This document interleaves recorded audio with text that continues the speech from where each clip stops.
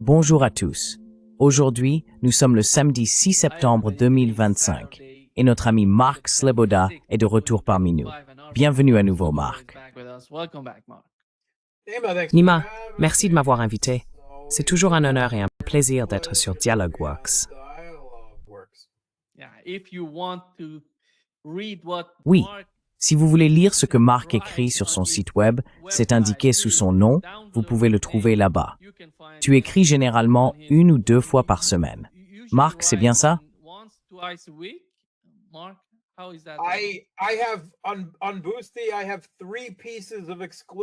Sur Boosty, je propose 3 contenus exclusifs chaque semaine, soit plusieurs heures au total. Boosty est un équivalent de Patreon à l'épreuve des sanctions. C'est pour cela que je l'utilise. Donc, si vous êtes vraiment masochiste et que vous voulez encore plus me supporter, suivez-moi là-bas.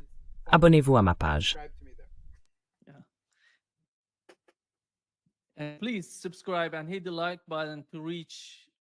Veuillez vous abonner et cliquez sur le bouton j'aime pour toucher un plus large public.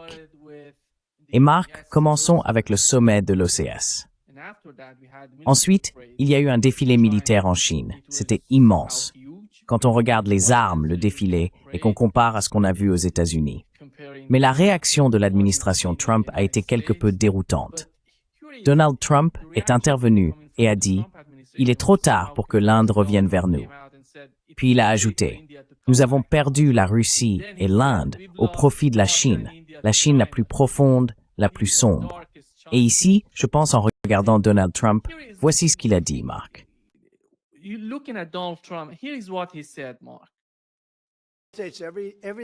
Les États, tout dans le monde mourrait. C'est vrai, c'est tellement puissant, c'est tellement grand. Et je l'ai vraiment rendu très grand pendant les 4 premières années. Ensuite, ça a commencé à se dégrader avec ce que cette administration Biden...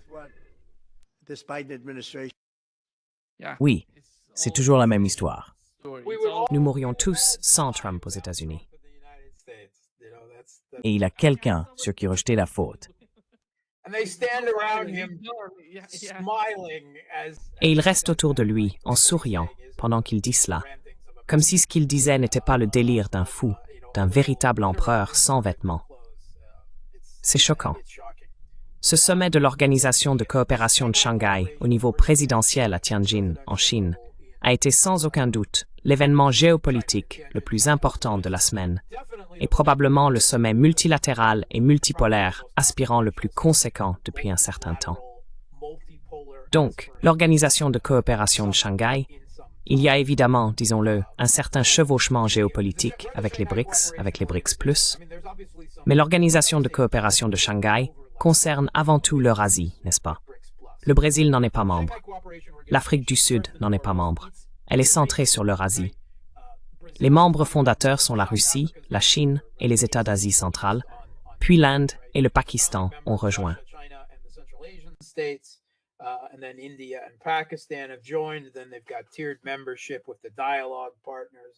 Ensuite, ils ont mis en place une adhésion à plusieurs niveaux, avec les partenaires de dialogue, les membres associés, et ainsi de suite. Mais il y avait 20 chefs d'État en Chine pour cet événement. Donc, un autre sommet du monde sans l'Occident, parce que c'est le siècle asiatique ou le siècle eurasiatique, ce genre de choses. Je veux dire, on nous l'a répété à maintes reprises, non? Et les médias occidentaux, au cours de la dernière décennie, ont vraiment fait un excellent travail pour ignorer tous les sommets des BRICS et de l'OCS qui ont eu lieu, n'est-ce pas? Il était difficile d'en trouver la moindre mention, même comme si cela ne valait pas la peine d'être commenté. Les États-Unis n'étaient pas présents, alors je veux dire, quelle importance cela pouvait-il avoir? C'était ça la mentalité. Mais ils n'ont pas pu ignorer celui-ci. Celui-ci, tout le monde le regardait, n'est-ce pas? Même Donald Trump. Et c'était 2 événements regroupés en un seul sur quelques jours, parce qu'il s'agissait de ce sommet présidentiel de l'OCS à Tianjin, en Chine.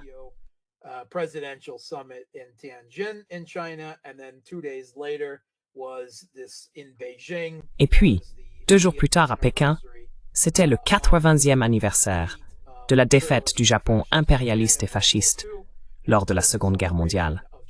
Et bien sûr, la célébration du rôle démesuré de la Chine et du prix qu'elle a payé dans ce conflit. La Chine étant en guerre et ayant été envahie par le Japon impérial des années avant que quiconque d'autre ne rejoigne ce conflit particulier, et la Chine ayant subi environ 30 millions de morts, avec des atrocités commises par les Japonais contre eux, qui font même pâlir les pires fantasmes des nazis. Donc, une journée très importante pour eux. Ce n'était pas seulement une démonstration de la puissance militaire de la Chine comme moyen de dissuasion sur scène, ce qui était important, mais aussi de la mémoire historique, qui est de plus en plus, bien sûr, délibérément effacée des esprits occidentaux dans le cadre de leur récit de propagande sur l'histoire du monde.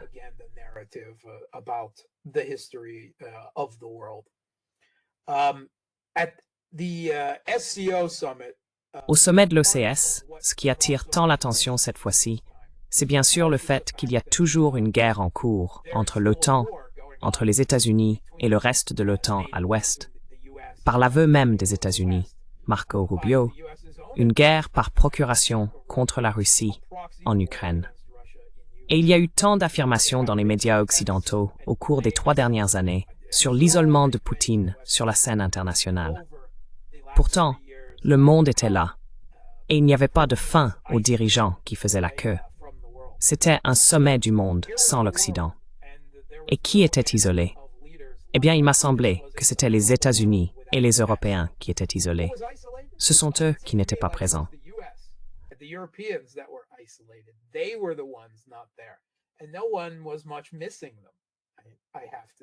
Et personne ne semblait vraiment les regretter, je dois le dire. Donc, il y avait cela. Mais il y avait aussi Modi. Et dans le cadre de la tentative de l'administration Trump de forcer la Russie à mettre fin au conflit en Ukraine, selon les conditions américaines, malgré le fait que la Russie est en train de gagner sur le champ de bataille, ils se sont tournés, après avoir échoué à écraser l'économie russe avec des sanctions, vers une guerre contre le reste du monde, une guerre de sanctions et de tarifs, pour les forcer à arrêter de commercer avec la Russie. Et les 2 plus grands acheteurs d'énergie russe sont la Chine et l'Inde. Puis viennent la Turquie et l'UNE commun. Mais on ne peut pas vraiment sanctionner nos propres alliés, je suppose. Pas avec encore plus de tarifs que ceux que nous imposons déjà.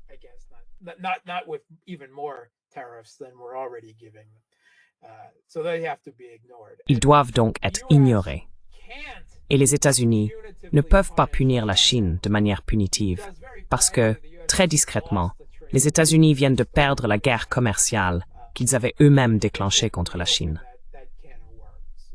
Et ils ne peuvent pas rouvrir cette boîte de Pandore, n'est-ce pas, à cause des questions liées aux terres rares et à certains aimants que la Chine produit et que les États-Unis ne produisent pas, du moins pas dans la qualité et la quantité nécessaires à l'armée américaine, ni à l'industrie américaine de haute technologie.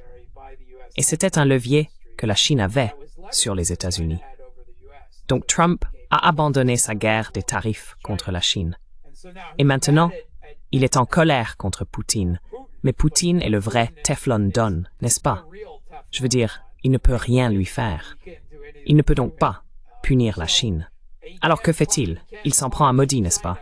Parce que Modi était perçu comme le maillon le plus faible dans cette affaire.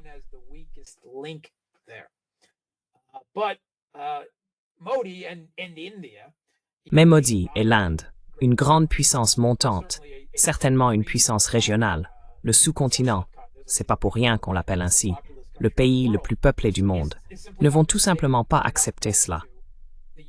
Les États-Unis ne peuvent pas dicter avec qui ils peuvent ou ne peuvent pas commercer. Ils sont une puissance souveraine et indépendante, n'est-ce pas? Ce ne sont pas un État vassal européen. Ce ne sont pas une île du Pacifique qui existe grâce à la tolérance des États-Unis. C'est l'Inde. Ils faisaient déjà de la diplomatie à une époque où les États-Unis n'étaient que des plaines parsemées de tipis amérindiens sur les prairies. Alors l'Inde a refusé. Et les États-Unis ont imposé ces tarifs punitifs à l'Inde. Et apparemment, Trump a essayé d'appeler Modi 4 fois au cours des dernières semaines, du moins selon les médias occidentaux. Past few weeks, at least according to reports in the Western media, and Modi's so furious that he Et Modi est tellement furieux qu'il refuse de décrocher le téléphone.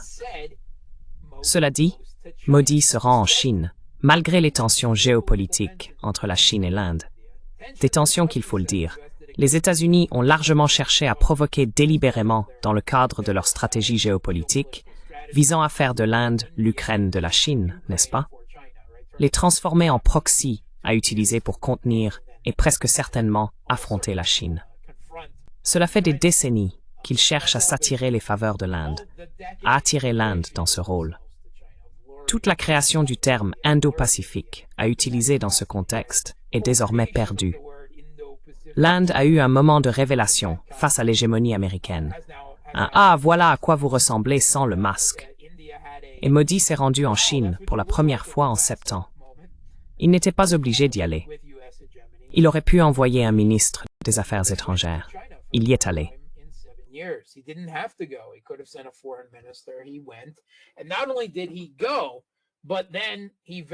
Et non seulement il y est allé, mais il a ensuite, de manière très démonstrative, pris la main, oui, marchant main dans la main avec Poutine et Xi Jinping en Chine, et a également eu ses réunions bilatérales vraiment décisives avec la Chine, où Xi Jinping a déclaré « C'est maintenant le moment pour le dragon de danser avec l'éléphant », signifiant que la Chine et l'Inde doivent reconnaître qu'il y a des enjeux bien plus importants. Ils doivent résoudre leurs différends, laisser le passé derrière eux, trouver une cause commune et résister à cette pression hégémonique américaine vacillante et désespérée. Cette tentative désespérée de garder le contrôle du monde. Et c'est ce que le sommet de l'OCS a montré. C'était un acte de défiance envers l'Occident, du monde sans l'Occident, d'une manière que les sommets précédents n'avaient tout simplement pas connue, parce qu'il y a ce nouveau contexte. N'est-ce pas, Nichiram, a tweeté à ce sujet? Trump himself tweeted about it, right? Quite bitterly, quite seething. Exactement. Avec beaucoup d'amertume, vraiment bouillonnant. D'abord, il a fait un commentaire sarcastique sur le défilé militaire en Chine. Et il a conclu, je ne vais pas tout lire, mais il a terminé avec ce sarcasme évident que le président Xi et le merveilleux peuple chinois passent une journée de célébration formidable et durable. Veuillez transmettre mes salutations les plus chaleureuses à Vladimir Poutine et Kim Jong-un pendant que vous complotez contre les États-Unis d'Amérique. Mon Dieu, quelle amertume! Il est assis chez lui à regarder et ils occupent toutes ses pensées. C'est incroyable. Et ça ne s'est pas arrêté là. Il y a eu ensuite cette publication sur les réseaux sociaux de Trump où il a posté une photo de Modi, Xi Jinping et Poutine Mascadmitzes lors du sommet de l'OAS.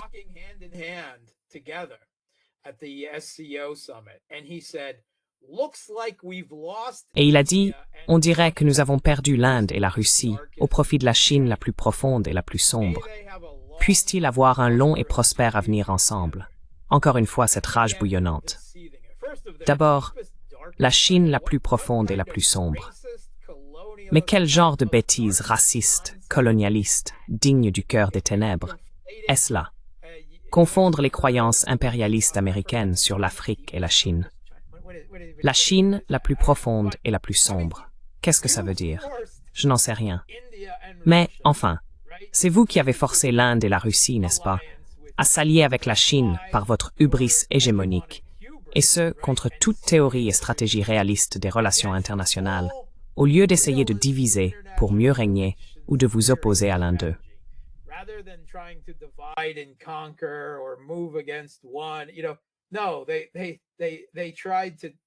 Non, ils ont essayé de faire pression et de chercher la confrontation et le conflit avec les trois en même temps.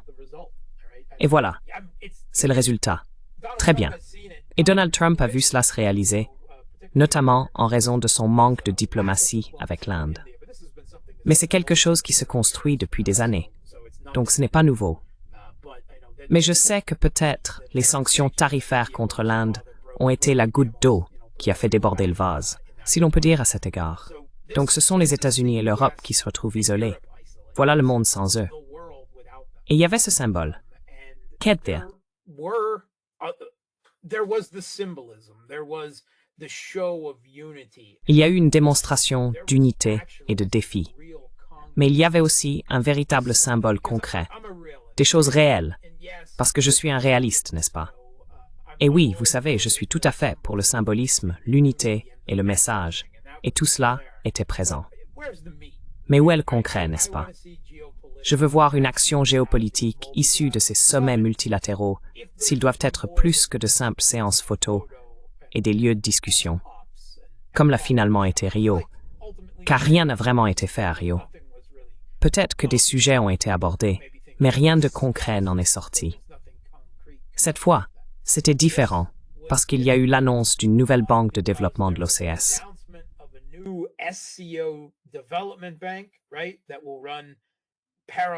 Exactement. Cela fonctionnera en parallèle avec la banque de développement des BRICS, qui constitue à nouveau une part importante de cette architecture financière mondiale alternative que le monde multipolaire est en train de construire pour faire des affaires en dehors de l'Occident, en dehors du dollar, n'est-ce pas? Cela en fait partie. Donc, c'était une grande annonce, n'est-ce pas? Les banques, ce n'est pas très sexy. Ce ne sont pas des équipements militaires exposés. Ce ne sont pas des conflits, n'est-ce pas? Mais la vérité, c'est que l'argent fait tourner le monde. Et à ce titre, il y a une raison pour laquelle les États-Unis et les Européens disposent du FMI et de la Banque mondiale, et le rôle qu'ils ont joué dans leur contrôle financier du monde depuis des décennies.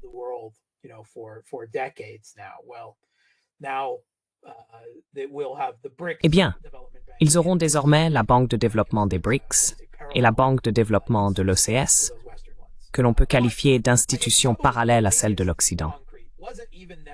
Mais je pense que le plus grand accomplissement concret n'est même pas nécessairement à mettre au crédit de l'OCS, même si cela en fait partie, bien sûr. Il s'agit d'un accord bilatéral entre la Russie et la Chine. L'annonce d'un accord conclu pour la création, enfin, après une décennie de négociations, du gazoduc Force de Sibérie 2, qui reliera la Sibérie occidentale à la Mongolie puis au nord-est de la Chine. Ce qui est important à ce sujet, c'est qu'il existe déjà le gazoduc Force de Sibérie 1, qui puise dans les champs gaziers du sud-est de la Sibérie.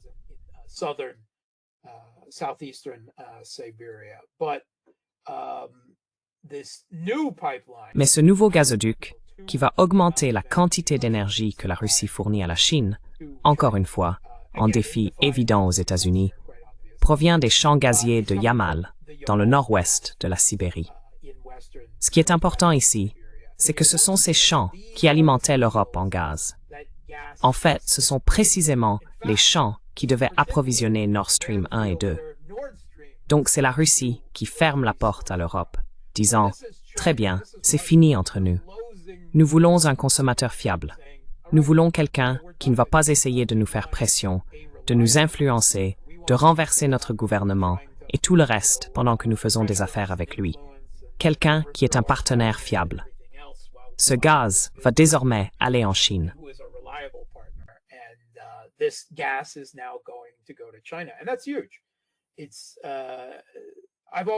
Et c'est énorme. J'ai toujours dit que les géoéléoducs, qu'il s'agisse de pétrole ou de gaz, sont la géopolitique à l'état solide. Ce sont les artères qui pompent le sang du développement d'un monde multipolaire, reliant les deux pays. Et je veux dire, regardez, les États-Unis sont allés jusqu'à rompre définitivement la relation énergétique entre la Russie et l'Europe, pour qu'il n'y ait pas de retour en arrière, pour faire exploser les gazoducs Nord Stream. N'est-ce pas? Cela montre à quel point ils sont importants. Et maintenant, l'économie chinoise est déjà plus compétitive que celle des Européens. Les Européens, confrontés à la hausse des coûts de l'énergie, se désindustrialisent. Vous n'êtes pas obligé de me croire sur parole.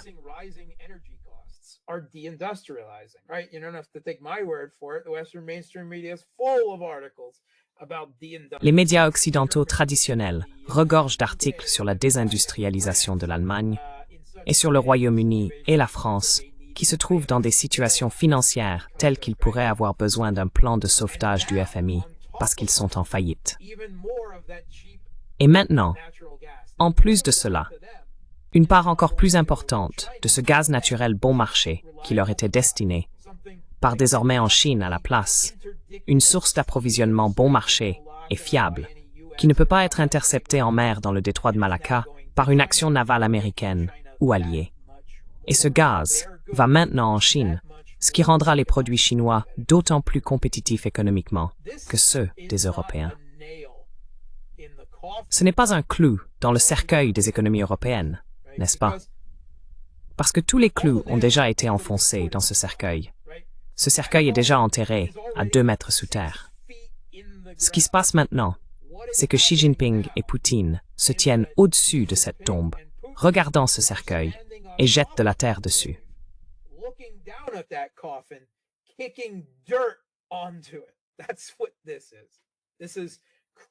C'est exactement ça. C'est un coup dur pour l'Europe. Je sais qu'ils ont remarqué que cette conférence avait lieu, mais ils ne parlent pas de ce que cela signifie économiquement pour l'avenir de l'Europe, n'est-ce pas? Et ils devraient, car c'est le glas de leur avenir géopolitique. Ils étaient déjà devenus insignifiants et impuissants, un arrière-pays occidental, rien de plus que des États vassaux des États-Unis. Mais quels que soient les espoirs qu'ils pouvaient encore nourrir, ils sont désormais complètement anéantis.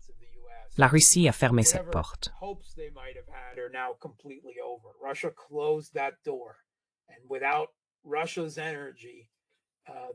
Et sans l'énergie russe, ils doivent désormais se tourner vers le GNL américain ou qatari, 4 fois plus cher, qui ne pourra jamais vraiment répondre à la demande, tandis que la Chine en dispose de plus en plus. Et ce n'est pas tout. Ils parlent déjà, cela prendra bien sûr quelques années à construire, mais ils évoquent déjà, une fois cela achevé, l'expansion de la capacité des 2 gazoducs Force de Sibérie et la transformation de la Chine en un hub énergétique pour l'Eurasie, en particulier pour le Pacifique, avec la possibilité d'acheminer du gaz jusqu'au Corée, potentiellement vers l'Asie du Sud-Est, voire même jusqu'à l'Inde. Il s'agit donc de créer de nombreux liens physiques entre les pays d'Eurasie. Et encore une fois, les États-Unis et l'Europe restent à l'écart, dans le froid. Je pense que c'était car une journée importante.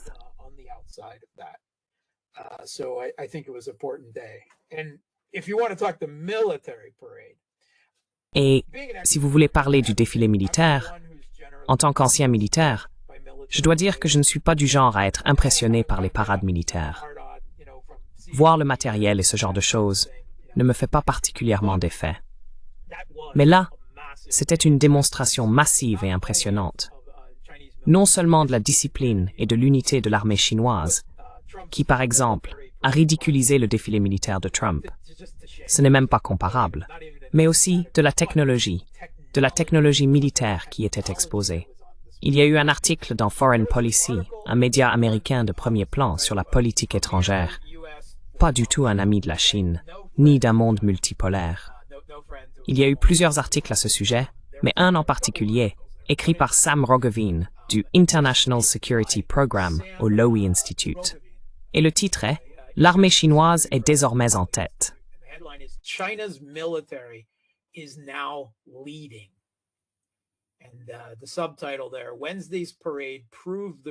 Et le sous-titre ici, le défilé de mercredi, a prouvé que l'équilibre militaire régional, voire mondial, a irrévocablement changé.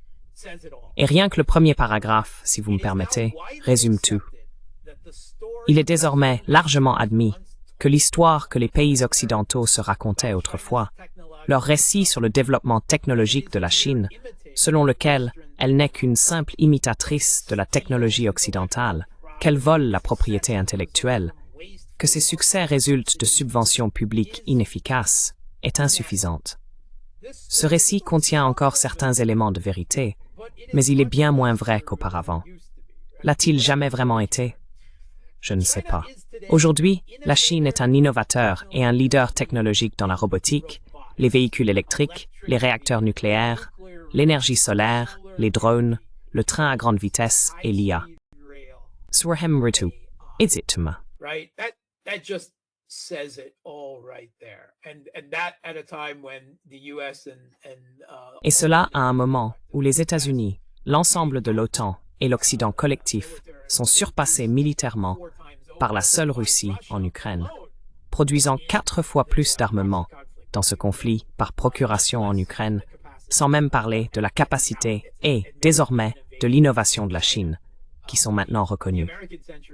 Le siècle américain, s'il ne l'était pas déjà, est terminé. Ils ne peuvent plus brandir leur puissance militaire, en tout cas plus dans l'arrière-cour de la Chine et de la Russie. Et c'était, disons-le, le message militaire. D'un côté, le sommet de l'OCS portait sur l'unité et une nouvelle vision d'un ordre mondial multipolaire et d'une gouvernance globale.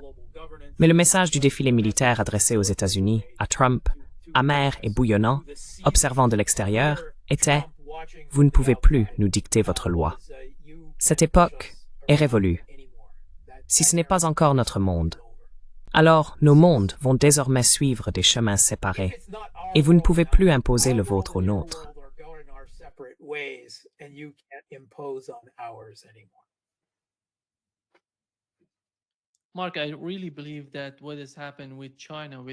Marc, je crois vraiment que ce qui s'est passé avec la Chine, le cas de la Chine et leur attitude politique, comme nous l'avons vu, comme nous l'avons observé pendant le sommet et lors du défilé militaire, c'est en quelque sorte le résultat, la conséquence de ce qui s'est passé en Ukraine.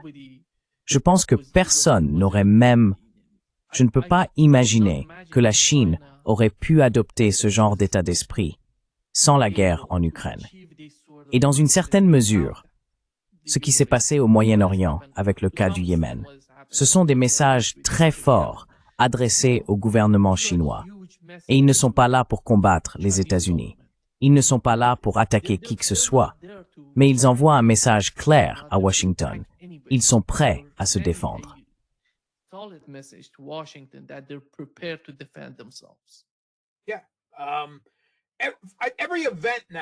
Oui, chaque événement s'appuie désormais sur les événements qui l'ont précédé, n'est-ce pas? Et nous pouvons déjà, je pense, probablement remonter, certainement, à la guerre d'août 2008, n'est-ce pas? Le premier conflit par procuration de l'OTAN contre la Russie en Géorgie, où le gouvernement avait été renversé et pris en main par l'homme fort néolibéral, soutenu par les États-Unis, Saakashvili. Une guerre très brève, mais, vous savez, un prélude à l'Ukraine. À des événements qui allaient se dérouler de façon très similaire là-bas, une décennie plus tard. On pourrait aussi revenir sur l'Irak, bien sûr, sur l'invasion américaine et la façon dont ça s'est très mal passé pour les États-Unis, bouleversant l'équilibre géopolitique au Moyen-Orient, renforçant l'Iran et l'axe de la résistance là-bas. Avec Saddam Hussein, quoi qu'on en pense, il constituait un contrepoids géopolitique à l'influence iranienne dans la région. Et cela ne s'est pas vraiment passé comme les néoconservateurs l'espéraient ou le pensaient, à leur avantage.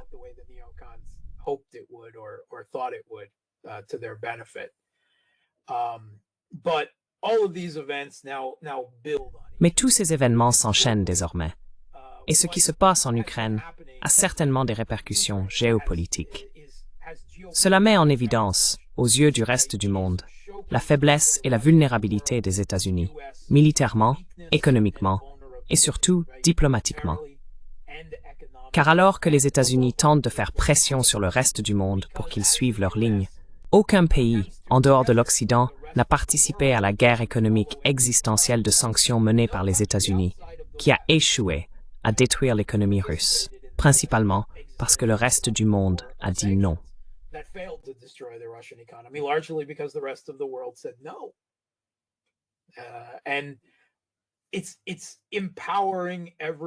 Et cela donne du pouvoir à tout le monde maintenant. Et oui, je pense que la Russie occupe une position géopolitique unique qui lui permet de défier les États-Unis. Mais soyons honnêtes, elle dispose aussi de la volonté politique et de la capacité d'agir, ce qui n'est pas le cas de tous les pays. La Chine a certainement la capacité, mais elle n'a pas forcément la volonté politique. Et il y a cette relation ambiguë, vous savez, des économies interconnectées avec les États-Unis, ce qui complique les choses.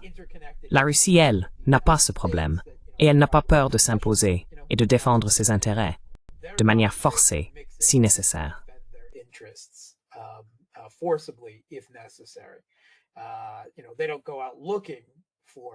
Vous savez, ils ne cherchent pas la confrontation.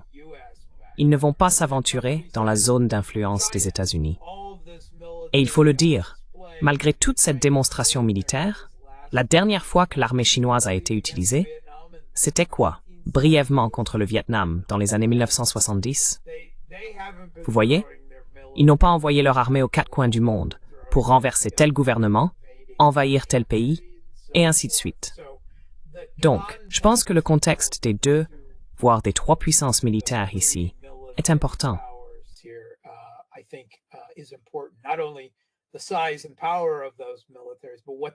Il ne s'agit pas seulement de la taille et de la puissance de ces armées, mais aussi de l'usage qui en est fait et de ce à quoi elles ont servi. Et tu as raison, celle de la Chine est principalement défensive. Défensive selon leurs intérêts, n'est-ce pas? Oui, Taïwan. Mais même les États-Unis admettent que Taïwan fait partie de la Chine, non? C'est leur île. Ce sont les États-Unis qui attisent délibérément un régime séparatiste sur l'île et l'inondent d'armes, n'est-ce pas? Nous savons tous que leur jeu de dupe avec la politique d'une seule Chine visait simplement à exploiter la rupture sino-soviétique pendant la guerre froide et tout ce qui s'ensuit, et cela leur a très bien réussi à l'époque. Mais la Chine et la Russie ne laisseront plus jamais cela se reproduire. Cela n'arrivera plus. Donc, tu sais, toute la fiction de l'unique Chine a été laissée sur la table. Mais les États-Unis n'ont plus la puissance militaire nécessaire pour affronter la Chine au large de ses propres côtes, dans le détroit de Taïwan ou en mer de Chine méridionale, et espérer raisonnablement l'emporter. Ils ne l'ont pas. Les simulations militaires américaines l'ont démontré ces dernières années, encore et encore, et ils n'ont pas abandonné cette ambition particulière. Même s'il y a des rapports, tout juste publiés cette semaine, selon lesquels les États-Unis envisageraient un changement majeur de politique géopolitique, en renonçant à la confrontation avec la Chine, encore une fois dans le Pacifique, au large des côtes chinoises, de l'autre côté de l'océan, mais qu'ils vont plutôt redoubler d'efforts et, disons, se replier sur l'hémisphère occidental. Retrench in the Western Hemisphere. The reports coming out of Hegseth's. Les rapports provenant du département de la guerre de Hegseth, puisqu'il faut désormais appeler un chat, c'est bien ça? Eh bien, il faut leur reconnaître ça. Ils sont plus honnêtes. J'ai dit pendant la dernière administration qu'en réalité, c'était le département d'État de Blinken qui était le véritable département de la guerre. Et comme par hasard, à la fin du mandat de l'administration Biden, le New York Times a fini par admettre la même chose. Que sous Blinken, c'était un département de la guerre. Mais pendant l'administration Trump, Rubio n'a même pas vraiment de poste. Witkoff, lui, occupe le poste de secrétaire d'État. Donc, le département de la guerre est de nouveau au Pentagone. Et c'est, disons-le, une certaine forme d'honnêteté dans la présentation. Je ne peux qu'applaudir cela, pour être franc. Je pense que c'est, vous savez, appeler un chat. Et ce sont ces vérités brutales et franches qui sortent de la bouche de Trump et que d'une certaine manière, on peut apprécier. Le narcissique en chef, là. Donc il y a ça.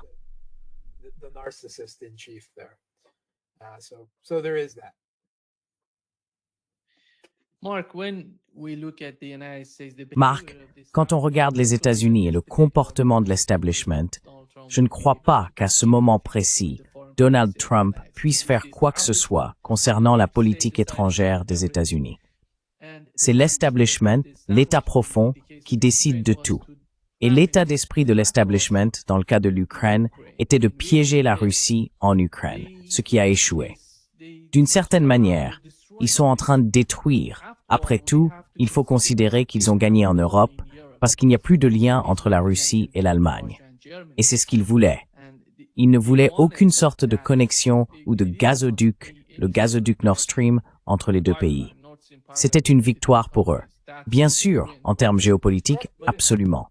Exactement.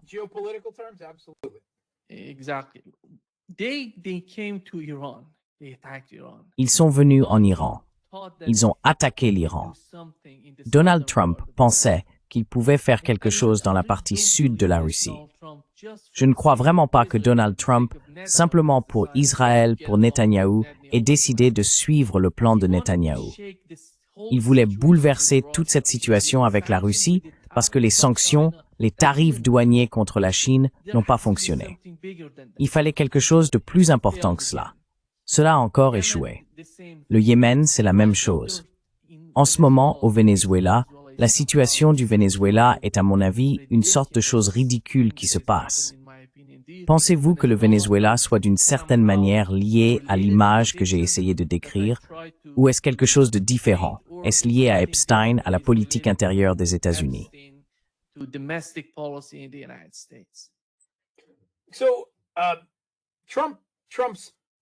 Ainsi, l'envoyé de Trump en Ukraine, son babysitter pour l'Ukraine, l'ancien général Kellogg, a donné une interview il y a quelques mois, 2 ou 3 mois, où il a admis qu'il y avait eu un changement géopolitique dans le monde. Là où, autrefois, au cours des dernières décennies, les États-Unis pouvaient gérer la Russie, la Chine et l'Iran tous ensemble, mais séparément. Mais maintenant, ces pays et d'autres coopèrent dans une certaine mesure, n'est-ce pas? Et ils ont été rapprochés par les États-Unis, il faut le dire, et sont désormais assez forts pour que les États-Unis ne puissent plus les gérer tous en même temps, n'est-ce pas? Et il y a eu cet aveu franc. Donc vous savez, les États-Unis ont dit, d'accord, l'équipe de l'hégémonie mondiale occidentale, dirigée par les États-Unis, nous devons avoir une division du travail.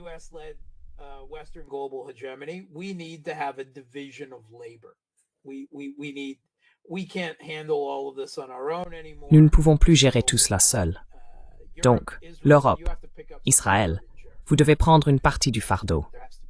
Ils ont dit, écoutez, nous devons changer de cap. La Chine est la véritable menace pour nous, et c'est à nous de nous réorienter pour faire face à la Chine. Tous les présidents américains essaient de faire cela depuis Obama. Aucun n'a réussi. Ils se retrouvent toujours empêtrés dans des événements au Moyen-Orient et maintenant en Europe de l'Est ou en Eurasie occidentale. Mais nous sommes déterminés à aller dans cette direction. Donc l'Europe, vous devez vous occuper de la Russie. Et nous allons vous laisser toute cette affaire. Nous n'allons pas l'abandonner, mais nous allons prendre du recul. D'accord? Vous pouvez gérer cela. Et Israël, c'est à vous de faire face à l'Iran.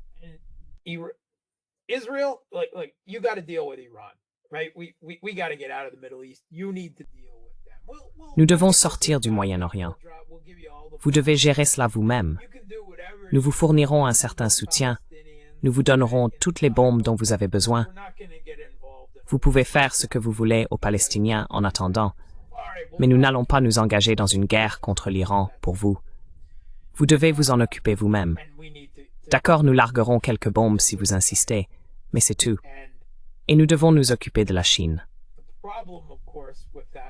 Le problème, bien sûr, avec toute cette idée, c'est que l'Europe est loin d'être capable de faire face seule à la Russie en Ukraine, ou plus largement, ailleurs.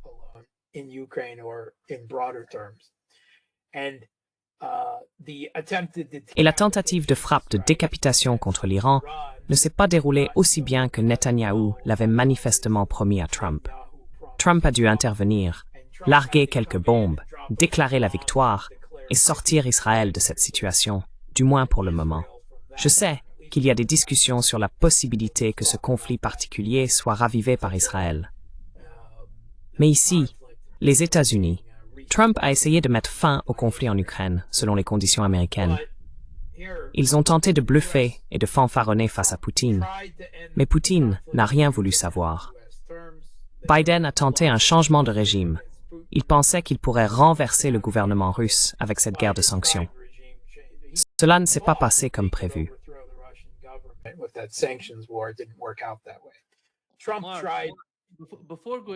Avant d'aborder le cas de l'Ukraine, je voudrais vous rappeler quelque chose dont votre public et vous-même n'êtes peut-être pas conscients.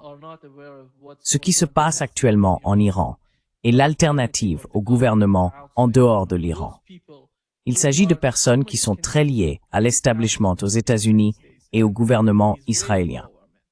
Bien sûr, lorsqu'il parle de la Russie et de la Chine, il les qualifie de dictature. Ces personnes n'auraient jamais aucune forme d'amitié ou de relation avec la Russie et la Chine. Ce serait énorme si elles arrivaient au pouvoir en Iran. Je pense que toute l'idée était que si Netanyahou pouvait faire quelque chose pour changer complètement la donne dans la région.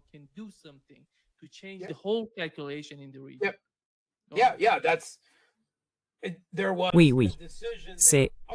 Il y a eu une décision selon laquelle, d'accord, nous n'avons pas pu éliminer la Russie en Ukraine.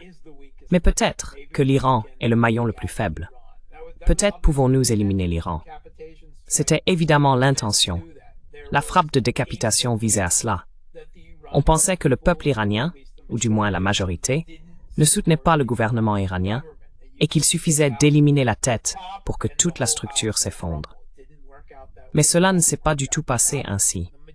C'est même l'inverse qui s'est produit. Il y a des mécontentements en Iran, n'est-ce pas? Il y a des minorités ethniques. Il y a les Azéris, les Baloutches, n'est-ce pas? Les États-Unis ont les Moudjahidines du peuple en Albanie, prêts à être lâchés, n'est-ce pas? Il y a tout cela, mais ça ne s'est pas passé comme prévu. Donc oui, si l'Iran avait été éliminé, n'est-ce pas?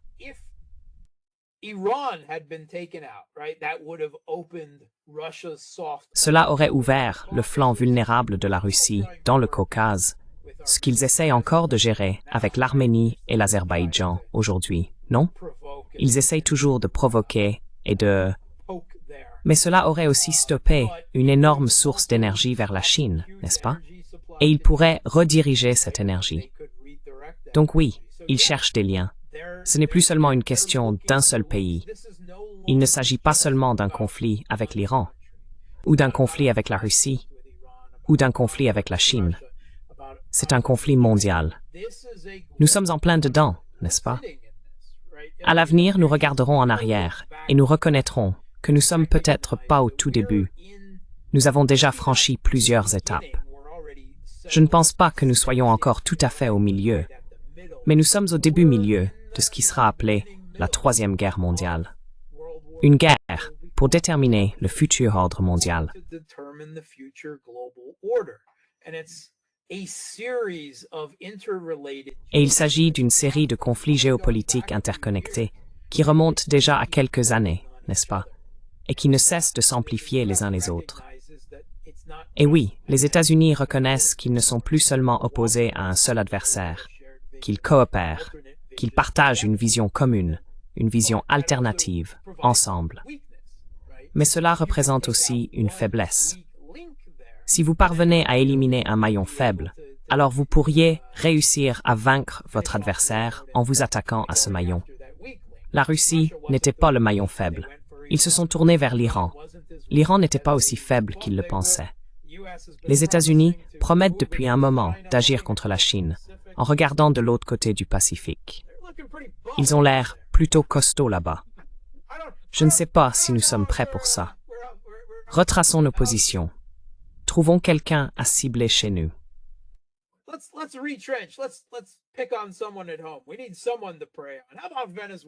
Nous avons besoin de quelqu'un sur qui nous acharner.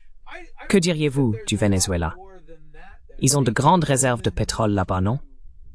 Je ne pense pas qu'il y ait beaucoup plus que cela là-bas. Ils ressentent le besoin de faire une démonstration. Ils ont montré des signes de faiblesse maintenant, malgré leur déclaration de victoire partout. Ils ont montré leur faiblesse en Ukraine. Ils ont montré leur faiblesse en échouant à atteindre le véritable objectif de changement de régime en Iran. On reconnaît que la Chine n'est plus à leur niveau. Alors maintenant, ils parlent de se recentrer sur l'hémisphère occidental. Et le Venezuela possède les plus grandes réserves d'énergie prouvées au monde. N'est-ce pas? Prouvées, n'est-ce pas? Je suis encore assez sûr que la Sibérie en a plus. Mais elles ne sont pas toutes complètement cartographiées et prouvées, du moins pas publiquement. Mais ils identifient, une fois de plus, le Venezuela comme un gouvernement faible, et il se trouve dans leur hémisphère, n'est-ce pas?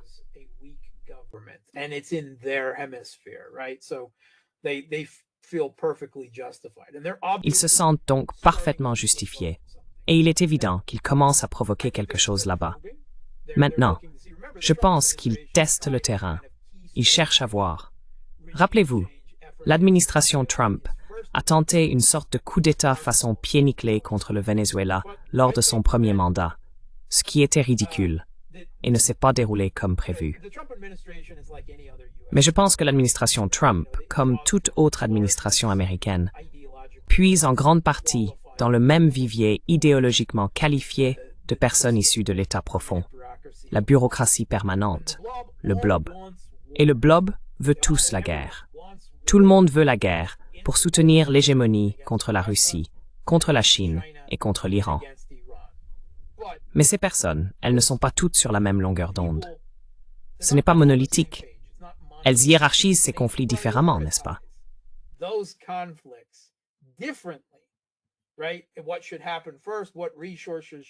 Ce qui doit se passer en premier. Quelles ressources doivent être allouées à tel ou tel endroit? Cela dépend en grande partie de leur propre spécialité, non? Et il y a, j'y mets mon grain de sel, non? Évidemment, sous l'administration Biden, les anti-russes, l'équipe de Victoria Nuland, ont accédé au pouvoir, n'est-ce pas? Cela n'a pas fonctionné. Sous l'administration Trump, on a commencé à voir les pro-Israël, anti-Iran prendre le dessus. Eh bien, cela non plus n'a pas marché. Et maintenant, ils regardent autour d'eux. Qu'est-ce qu'il nous reste? Y a-t-il des anti-Venezuela dans la salle? Pouvez-vous venir devant? On a l'impression que ce sont les spécialistes de l'hémisphère occidental qui ont longtemps été, disons, relégués au fond du blob, la salle de l'État profond.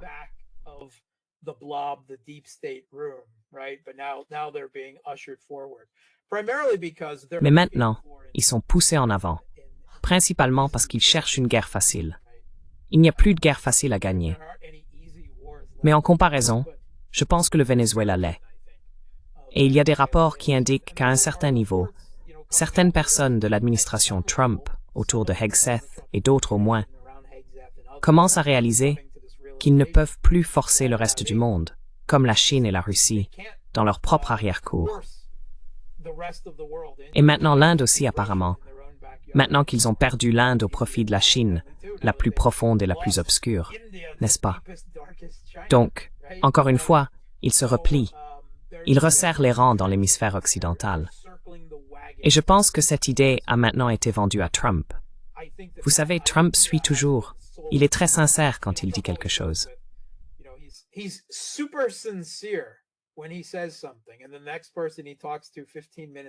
Et la prochaine personne à qui il parle, 15 minutes plus tard, avec sa conception très flexible de la vérité, cela devient la nouvelle vérité, n'est-ce pas? Et je pense que quelqu'un l'a convaincu qu'il doit montrer sa force et que le Venezuela est une sorte de maillon faible sur lequel ils peuvent déchaîner leurs instincts prédateurs, refoulés et frustrés. Et c'est pour ça que je n'ai pas l'impression que tout cela soit vraiment bien réfléchi. Le timing est très mauvais, car la Colombie a maintenant un gouvernement de gauche qui n'est pas du tout d'accord avec ça. Sous la précédente administration Trump, ce n'était pas le cas. Et il n'y a pas que la Colombie, le Mexique, le Brésil aussi. Oui, oui. Donc cela rend les choses beaucoup plus difficiles pour eux.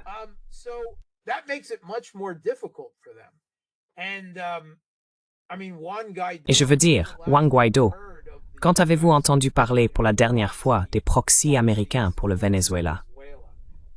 Il n'y a pas de grand mouvement de protestation sur le terrain. Je veux dire, je suis sûr qu'ils ont des gens qui peuvent activer là-bas, non? Tout comme Israël avait des gens sur le terrain qui pouvaient activer en Iran. Beaucoup, mais pas assez. Et je pense que c'est la même chose là-bas. Je ne vois pas de grande révolution de couleur, avec tous les éléments nécessaires pour qu'elle soit véritablement lancée. Je ne vois pas la montée en puissance des partis d'opposition. Je ne vois pas de justification internationale en train d'être créée. Je vois plutôt ce genre de stratégie. Allons faire exploser quelques bateaux de drogue et provoquons le Venezuela pour qu'il fasse quelque chose de stupide. Non? Et quoi? Vous allez débarquer 4000 marines sur la côte vénézuélienne.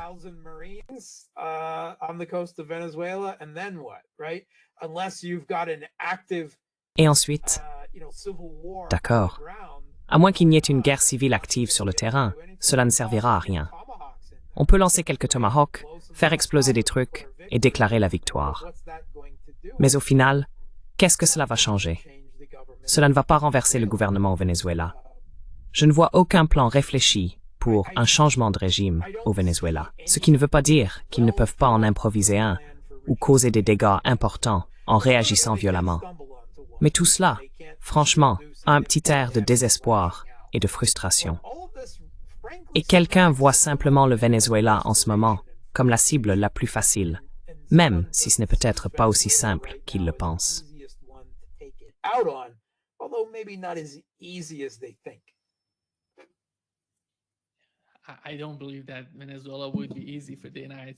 Je ne pense pas que le Venezuela serait facile à attaquer pour les États-Unis en ce moment précis. Ils sont en conflit avec à peu près tout le monde sur cette planète. Le Mexique, le Canada, et j'en passe. Marc, que penses-tu de cette situation? Grossimo, parle, et quand tu regardes le mur derrière lui, tu vois la carte de l'Ukraine. Et sur cette carte, non seulement les 4 oblasts déjà annexés par la Russie, mais aussi Odessa, Nikolaïev, jusqu'à Kharkov. Qu'est-ce que cela signifie? Est-ce une forme de pression? Est-ce réel? Qu'en penses-tu? Okay. What do you make of it? So, this was a map of southern Donc, Ukraine that il was s'agissait d'une carte du sud de l'Ukraine qui était accrochée au mur et clairement destinée à être vue. Ce n'était pas un accident. Soyons clairs là-dessus. Lors d'une réunion de l'état-major général russe, une réunion importante, où Gerasimov a donné un compte-rendu très détaillé, le plus détaillé de l'OMS que nous ayons eu jusqu'à présent, n'est-ce pas? Il y avait beaucoup de détails, beaucoup d'informations sur ce qui s'est passé, où on en est maintenant, et probablement sur la direction à venir. Donc encore une fois, c'était intentionnel. Nima, connais-tu le sport américain du baseball? Oui, pour être honnête, je ne connais pas vraiment. Yeah, I'm not really, to be perfectly honest, but I grew up, so I have a little bit there. But Mais, vous savez, j'ai grandi avec ça, donc j'en ai un peu. Mais il y a quelques films qui mettent en avant une scène particulière. L'un d'eux est l'ancien film de baseball, Le Meilleur, et un autre, un peu plus récent, la comédie de baseball Les Indians. Il y a une scène dans les 2 films où le batteur arrive au marbre, ou dans un cas, c'est sur le terrain dans Le Meilleur, mais bref, et il se prépare à frapper la balle. Il pointe vers le ciel, n'est-ce pas? Il dit au lanceur et à tout le monde, « C'est là que je vais envoyer cette balle. » C'est là qu'elle va aller, n'est-ce pas? C'est une sorte d'assurance, un peu d'aspiration. a kind of swagger, a bit of aspiration, you want to call it somewhere between trolling. Vous voulez appeler ça quelque part entre de la provocation et un plan, n'est-ce pas? C'est comme ça que je le vois. Mais c'est là que nous en sommes. C'est, vous savez, là où toute cette diplomatie poussée par l'administration Trump n'a mené à rien parce qu'il refuse de répondre aux exigences russes. Zelensky continue d'être un homme obstiné, délirant et fou. Les Européens sont aussi des hommes obstinés, délirants et fous, et complètement déraisonnables, n'est-ce pas? Meretz et Kaja Kallas. Et la Russie dit d'accord, nous en avons assez de tout ça. Évidemment, nous ne tirons pas un trait définitif, mais il est clair que le gouvernement russe est désormais arrivé à la conclusion que tout cela ne mène nulle part.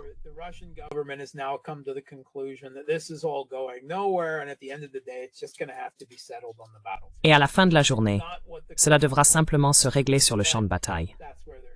Ce n'est pas ce que le Kremlin voulait, mais c'est là qu'ils en sont. Et ils disent, si vous nous forcez à faire cela, alors nous prendrons plus plutôt que moins. Ils font clairement comprendre que Odessa et Nikolaïev, au minimum, rappelez-vous, il ne s'agit ici que du sud de l'Ukraine. Cela ne montre pas Kharkov, Tchernigov, ou Sumy, ou, vous savez, c'est juste là. Donc je pense que c'est ça. Je pense que c'est Gerasimov qui entre en scène, et qui dit oui, Odessa. C'est là que nous allons. C'est comme ça que je le comprends.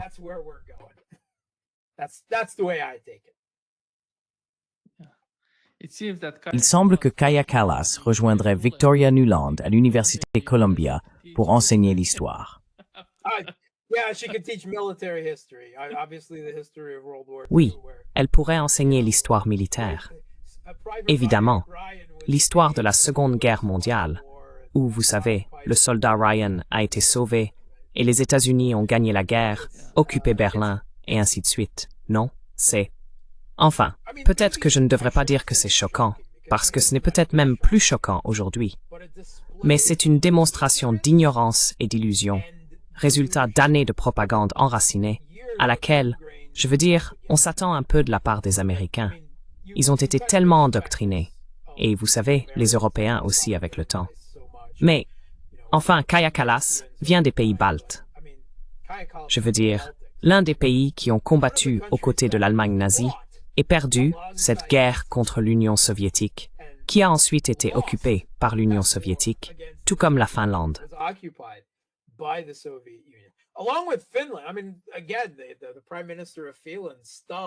Je veux dire, encore une fois, la première ministre de la Finlande, à peine une semaine plus tôt, répétait le même genre d'absurdité. Vous savez, en vantant la façon dont la Finlande est sortie de la Seconde Guerre mondiale, après avoir perdu, après s'être battue du côté de l'Allemagne nazie, comme un modèle pour l'Ukraine. Quoi? Comment vous avez cédé du territoire et accepté un statut de neutralité? Oui, c'est exactement ce que la Russie veut. Mais je ne pense pas que ce soit vraiment ce que vous essayez de défendre ici. Ces gens ignorent l'histoire. Je crois vraiment qu'ils ne s'en rendent même pas compte quand ils le disent. Les faits sont tout simplement écartés parce qu'ils sont gênants et ne correspondent pas au récit qu'ils ont construit sur l'histoire, sur le monde actuel, sur la Seconde Guerre mondiale. Cela conduit donc à des gens comme la grande responsable de la politique étrangère de l'UI, Kaja Kallas, qui affirme que « Oh, c'est de la folie de penser que l'Union soviétique et la Chine ont gagné la Seconde Guerre mondiale. » Exactement.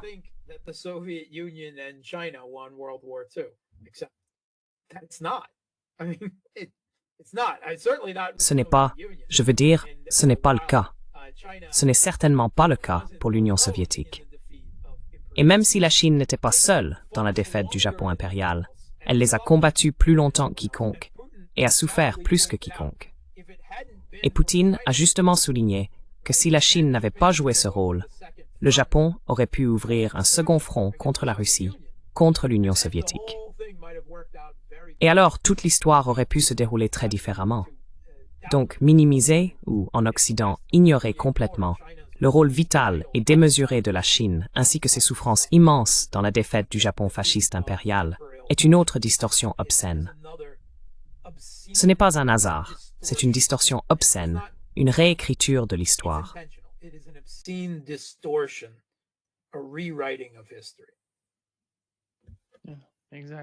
Exactement.